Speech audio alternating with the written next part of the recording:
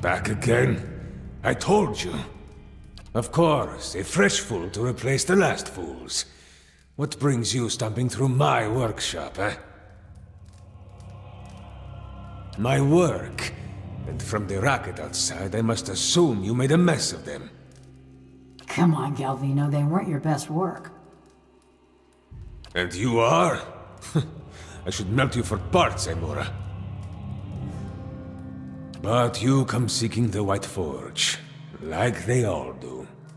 Boys with smooth cheeks and wild dreams. Girls with bright ribbons tied next to their scabbards. Old men and women, too, seeking a final blaze of glory before they're snuffed out for another turn at the wheel. Sound familiar?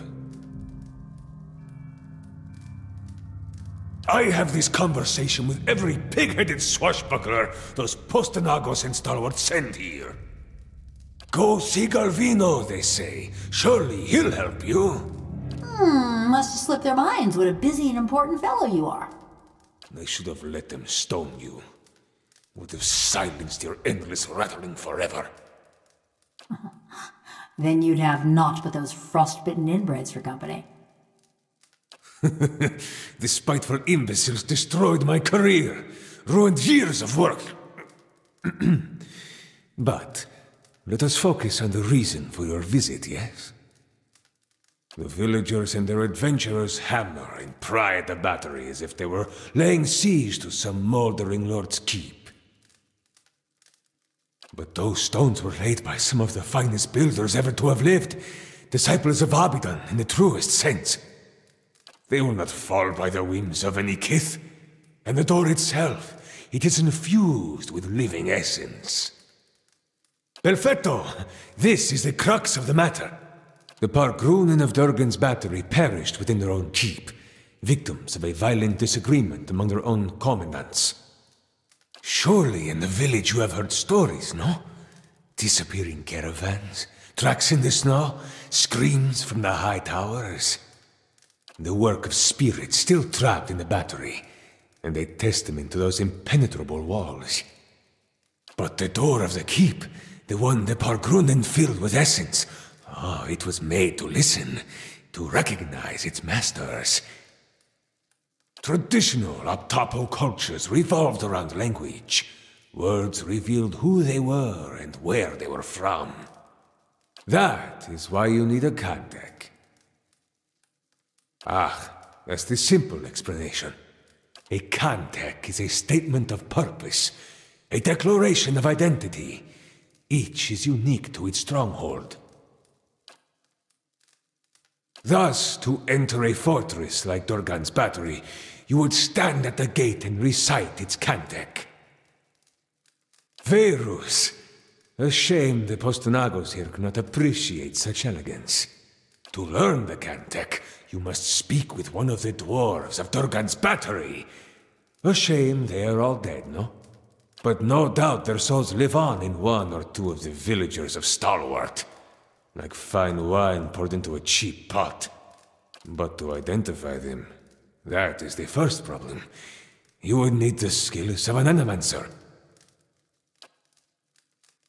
A watcher? The Verus? If this is true, then you could find a sole descendant from Durgan's battery, no question. But the greater difficulty remains. You would have to learn the Kantek from the dormant soul. And to do that, you would have to awaken it. An awakening is merely the jolting of a dormant soul into consciousness. When such things happen normally, it is because something has reminded the subject of a past life, often violently so. Thus, to awaken one of the former dwarves of Durgan's battery, you will need to address that soul, and preferably by name. But show some care. When you examine these souls, whatever it is you watchers do, you may see images, memories. These are moments of special import. What you see will tell you much about the person, and perhaps the condition in which they awaken. Awaken them from a traumatic memory, and who knows? Maybe they awaken thirsty for blood, or maybe you awaken someone else. Here, this has been tuned to the Aeon of Durgan's battery. Use it near the villagers, and it should tell you if one has a soul old enough to have come from the battery. Who can say? None have yet opened Durgan's battery. But the ones that came before you, I think they got close. You may wish to find them and see what they discovered. Most interesting. They spent many days at the battery door. This looks like something that once belonged there. Oh, yes. Whoever you awaken will live with the memories and the personality of a past life. Maybe peacefully, maybe not. That is why you must pay attention to the soul you would awaken, no? It is a monumental thing to impose on another, but these are the very people who wish to rediscover the White Forge, Verus? It is a pleasure to have such a courteous guest for a change. A shame you must dirty your boots in Stalwart. I'm going with him. You? Go to Stalwart? Is this your macabre sense of humor, or has something gone to rust in that beautiful head I crafted? No one will bother me while I'm with him. Besides, I can help him find people in Stalwart. You haven't been to Stalwart in 13 years. And this Watcher sees souls. What help could you be? Besides, I have need of you here. You owe whatever remains of your wicked life to me.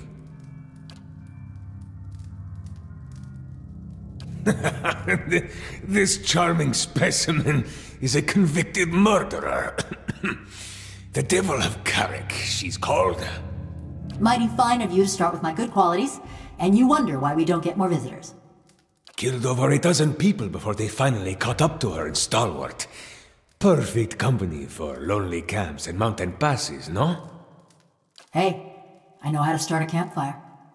The only reason she's not a frozen corpse is because I convinced the old mayor to let me try an experiment. Into a work of art! Look at this! Craftsmanship worthy of a jeweler! Fully articulated joints, capable of grasping a pen and writing her own name. And of crushing your throat. Show me another smith anywhere in the Deerwood who is capable of such delicacy and precision. She is a masterpiece. Why build a fortress or a village or anything? To make something that keeps, that... It was the early days of the Legacy. My peers in the colleges of Animancy were filling the Hollowborn with the souls of animals. I thought there was a better way. One with a plum academy job back in Salona? Don't forget that part. She committed her first crime in the village of Karak. Burned their family alive in their home. Did the same thing in half a dozen other villages, but their name stuck. Here we go. They were going to stone her anyway. Why not allow her to be put to some useful purpose? My life's ambition. To serve somebody's useful purpose. I approached Mayor Sinahiod and begged. He saw the potential and allowed me the privilege of attempting my little experiment. Then, I accomplished what few Animancers have even dreamed of. No academic support, no patron. Just me in the middle of nowhere. Oh, now you got 'em all wound up. I transferred a fully intact soul from a living subject to a fabricated body. She retained her personalities, her memories, all of it. Yet the villagers saw only a stolen corpse. She may be mad, but she's no fool. She wouldn't survive long on her own. If the villagers didn't send a hunting party after her, the Eramans would claim her. Her joints and mechanisms require maintenance, and she cannot perform all of it herself. See, he's reminding me. In case I get any bright ideas. She's a fine specimen, her personality notwithstanding.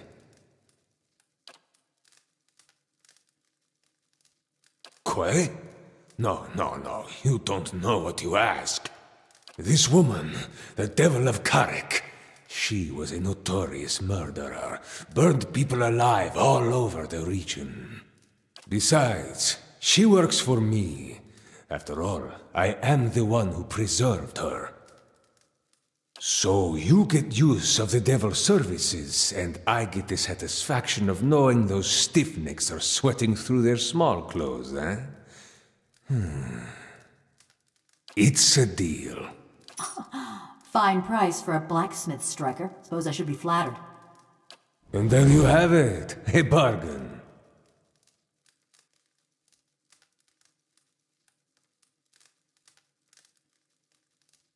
You walk your path, I'll walk mine. A moment. You are going back to Stalwart, yes? Perhaps you could do me a favor. There is a man in the village named Grinde, the head fisherman. The rest of Stalwart kisses his feet because he fills their stinking plates with speckleback. But I know he's not as virtuous as he seems. That self-righteous meddler engineered my eviction from the village. He turned them all against me. Now I want him to feel the scorn of those mush-brained imbeciles. Humiliate him, of course. Show his neighbors what he truly is, and let him live with the disgrace. He's always been a Ripple sponge addict. Just got good at hiding it once his sainted sister died and left him in charge of the fishery. But he keeps a stash in the fishery, sneaks in at night when the others have gone home, and emerges sluggish and red-eyed a few hours later. I want you to expose him. Go to the fishery after dark when it's empty. Find his Ripple sponge and show it to Renengild. Do not answer me now, but when you return to that festering eyesore and smell the stink of fish that hangs in the air, consider what I've said. Besides, you appreciate a good joke, don't you? Deverus, this will be a great one. But be sure to approach the fishery by night, when it's empty. They will give you no end of trouble if they see you stealing during the day. As must the gods themselves. Something else? Quay. You're the Watcher, so you know better than anyone, Deverus. You must find a sole descendant of one of the dwarves of Durgan's battery. Talk to the villagers, look into their souls, whatever it is you do. When you find such a one, remind the sleeping soul of its old name. Awaken it thus, and it can teach you the Cantek. As would I, but there is little to tell. They never gave their names. But they seem to know more about the battery than the others, which is unusual because they did not seem like typical adventurers. Their hands were smooth and marked with ink, not scars, and they traveled light, unusually so. Val himself could not have said, and I haven't the time to concern myself with the business of strangers. Other projects, they are none of your concern.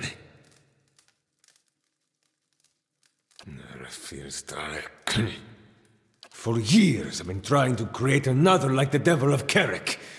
Yet those post-Enagos in Stalwart destroyed my machinery. Now, I can only create these broken, mindless things. The Devil remains my most perfect creation. Smugglers, slavers, fugitives, the kind of riffraff that pass this way. Rarely missed, and good work to keep my little devil busy.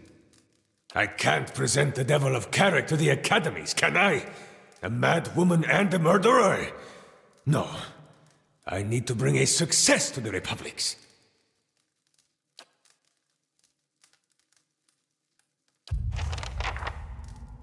I'm ready.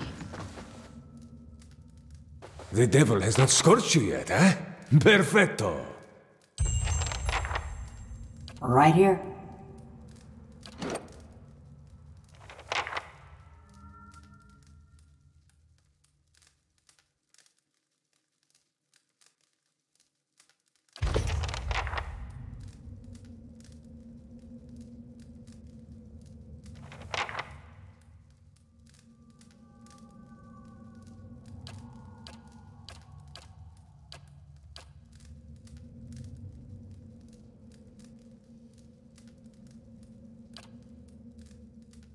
Effigy's eyes, that man loved to talk.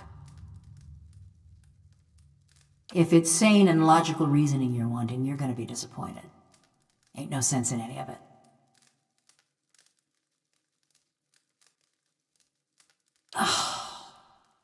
Mayhap you've heard of Coldmorn.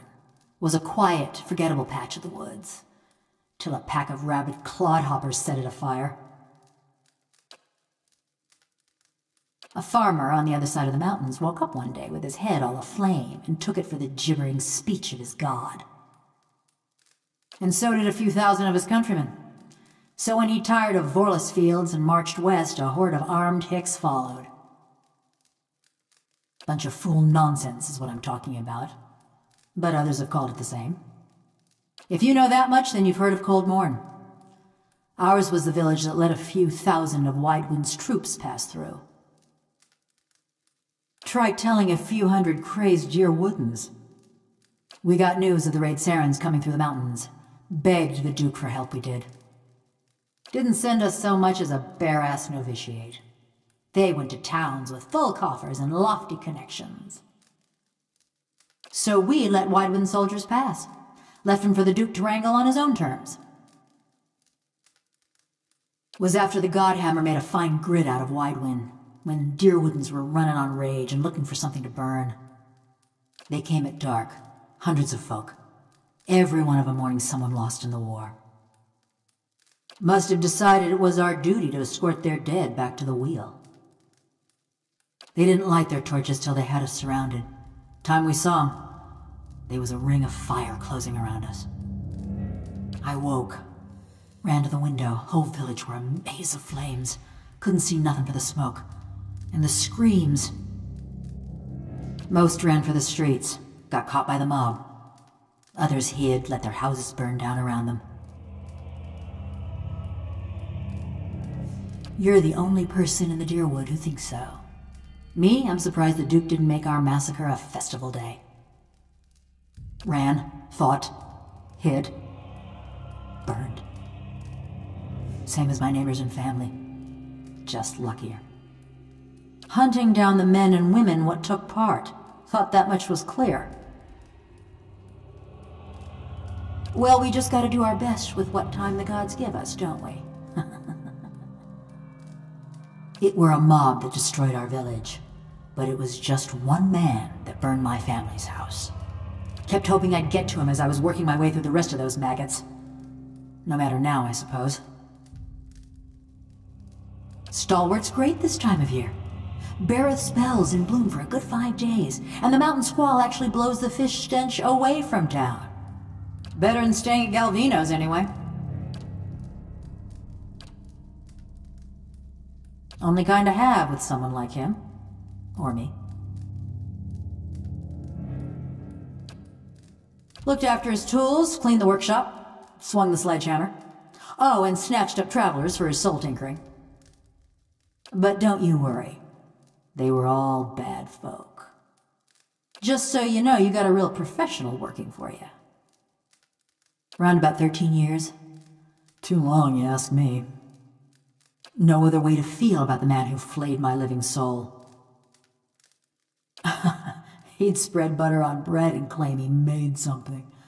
Never been accused of modesty, that man. He managed to stuff my soul into this heap of bronze, true enough. Maybe that makes him a genius.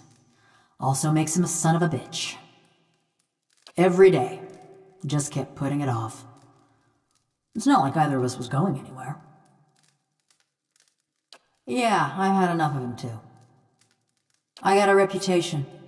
People in these little villages ain't the most open-minded. Not yet.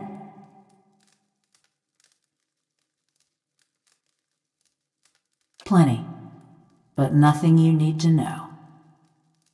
Believe what you want. I killed a lot of folk, but none of them was in Stalwart. Just 'cause I made of metal don't mean I got any special fondness for smiths and forges. No more'n what Galvino already told you. For fancy dwarven poetry? None of them ever struck me as especially literate. So whichever you can stand to get close to. And that's on you. I lost my sense of smell 13 years ago. Nothing specific. Everyone looks about the same when they got their fingers up their noses. Only the last group, one before you, there was something different about them. Couldn't put my finger on it, but they was dangerous. Almost felt the hair on the back of my neck. Ain't felt that way about anyone else walking through Galvino's door, that's for sure. Murder, tracking, and the best materials for kindling. Those are more my area of expertise. There weren't much to say about it. By my reckoning, that means it was pretty good.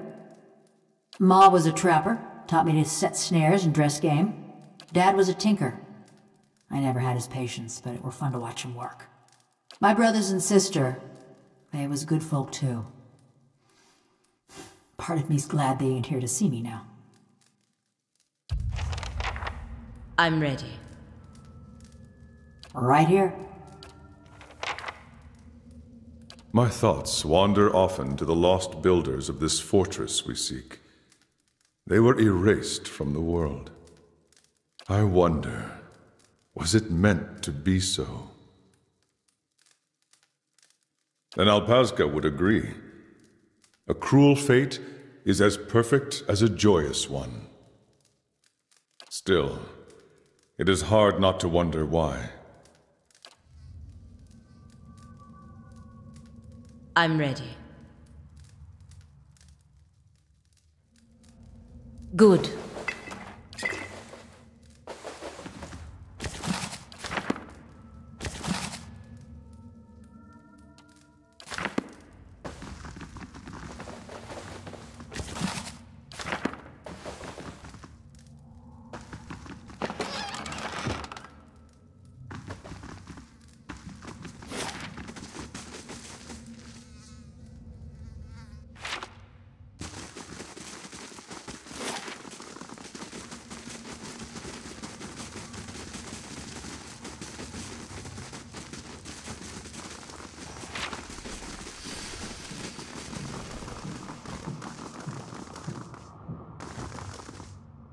I'll take a peek.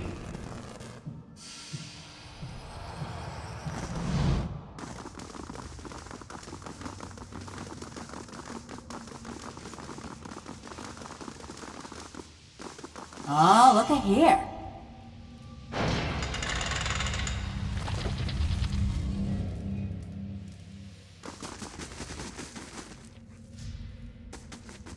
That'll do.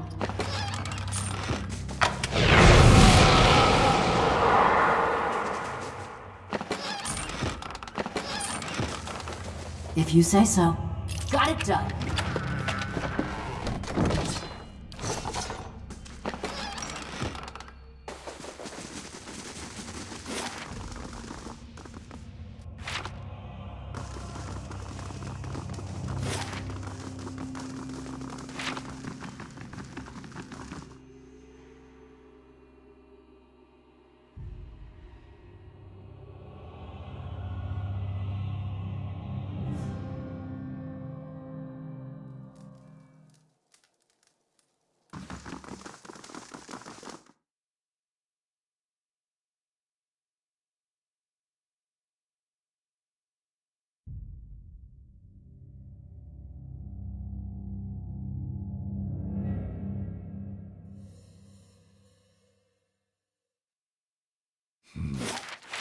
Does everyone else see that kraken?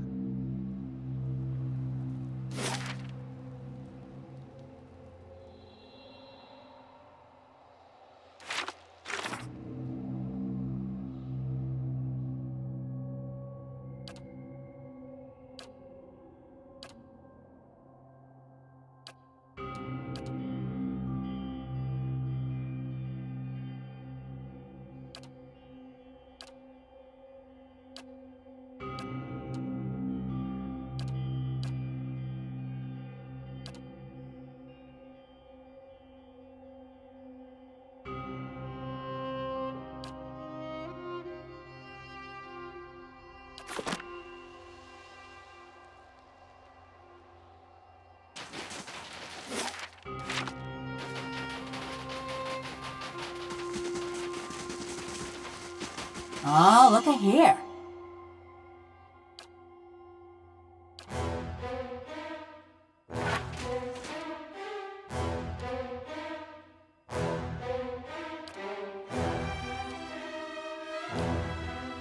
Lava room. We are sea.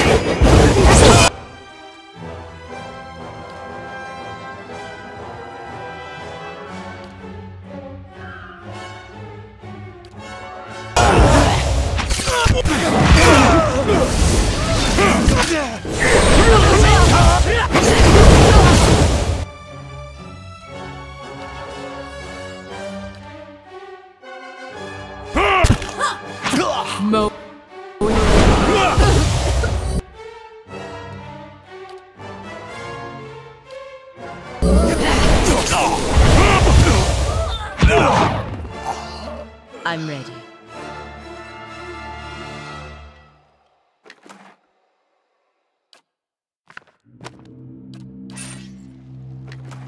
Good.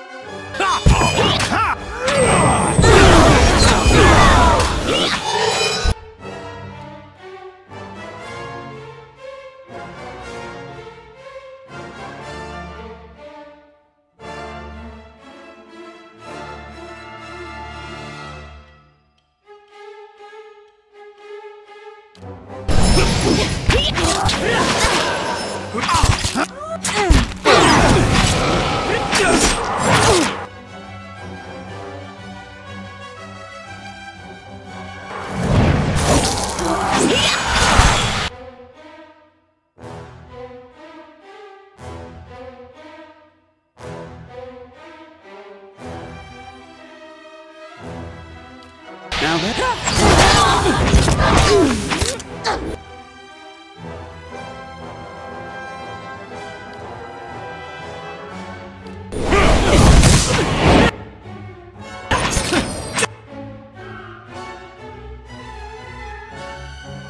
Yes?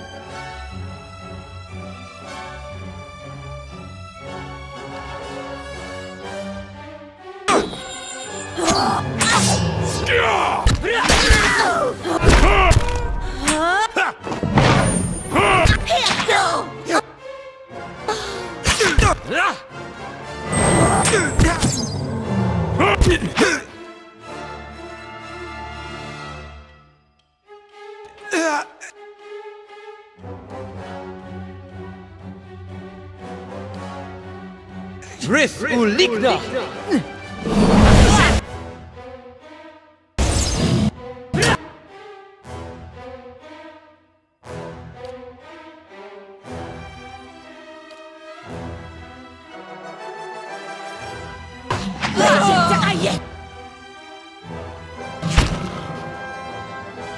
Hi?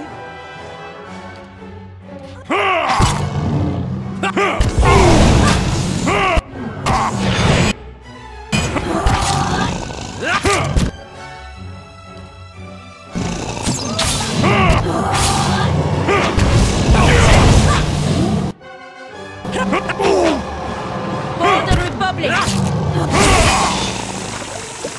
I'm ready.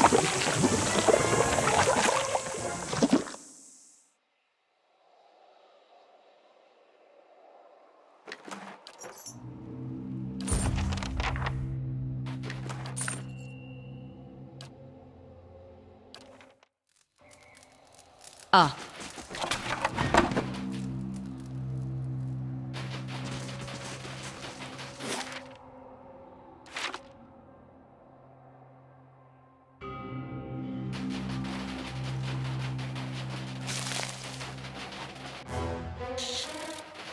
For the Republic!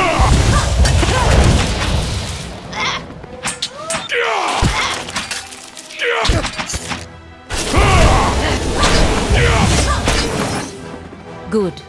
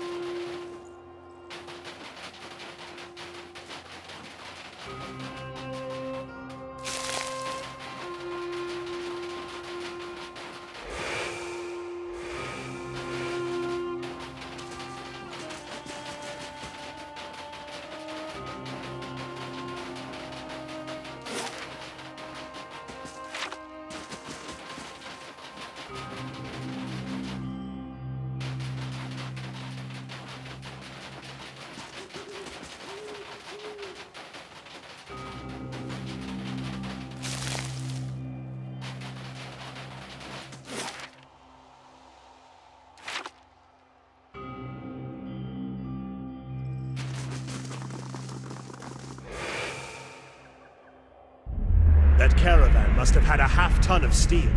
Coinmaster Zoltan's finally getting his way. For now, the other commandants will have his head. Only if they don't tear each other to pieces first. I heard Maroon and Exandru.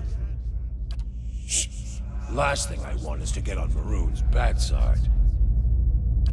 Fine, just say the words then. I'm getting hoarse.